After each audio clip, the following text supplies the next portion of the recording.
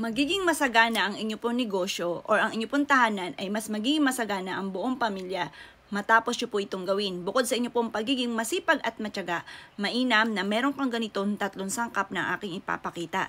Pero paalala lamang, tumatalab po ito basta't ikaw po ay may positibong pananaw sa buhay. Kasi kung ikaw ay nega at ikaw gagawa ng ganito, maaaring mainis ka lamang sa mga pamamaraan dahil maaaring hindi ito tatalab. Kailangan masipag at matyaga ka tapos positive ka palagi. Kailangan lamang po natin ng 3 bagay na ito. Ito po yung ating bawang, piso or barya, at saka itong ating dahon ng laurel.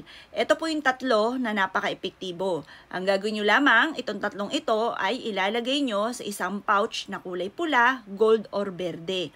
Ang mga kulay na yan ay nag-a-attract ng swerte.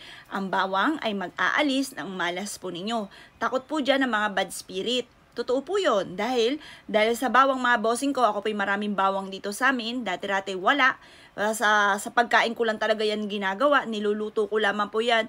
Sinasahog ko sa pagkain para sumarap. Pero ito pa mga bossing ko, gumamit ako ng bawang. Wala namang masama na maniwala at napaka-epektibo po niya.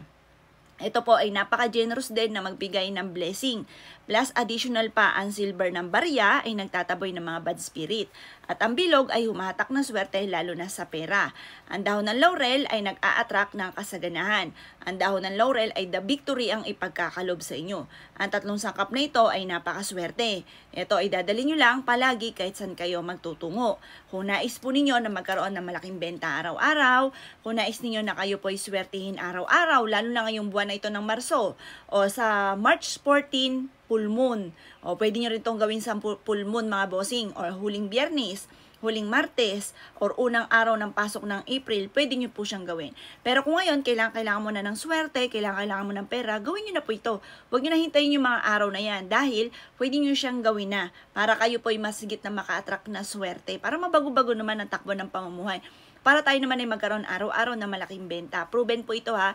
Magwi-wish ka ng mula sa puso. At lagi yung sasabihin, magkakaroon ako ng maraming pera, mababago na ang takbo ng aking pamumuhay, hindi na ako mamalasin, puro swerte ang darating sa akin, at lahat ng mga pangarap ko ay matutupad. Yung ganun mga bossing. Basta kailangan lagi kang positive. Kapag ginagawa nyo po ito, naniniwala ka sa kakayahan ninyo, naniniwala ka na mababago ang takbo ng inyong pong pamumuhay. Ngayon pa mga bossing, kung ikaw ay gagawa, baguhin nyo yung sistema nyo na paladaing. Kasi kailangan, hindi ka paladaing. Yung lagi nating ibubukas sa bibig, yung mga magaganda.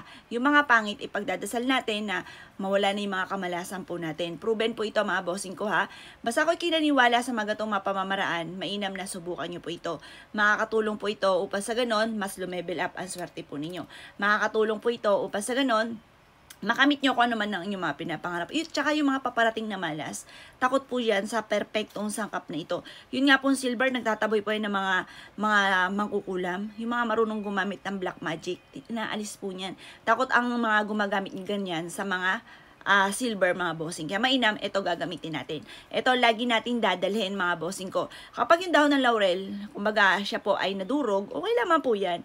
Huwag lamang pong ma-i-incomplete itong 3 sangkap na ito. Kasi itong 3 sangkap na ito, ang very powerful na panghatak na swerte, pang magnet ng swerte.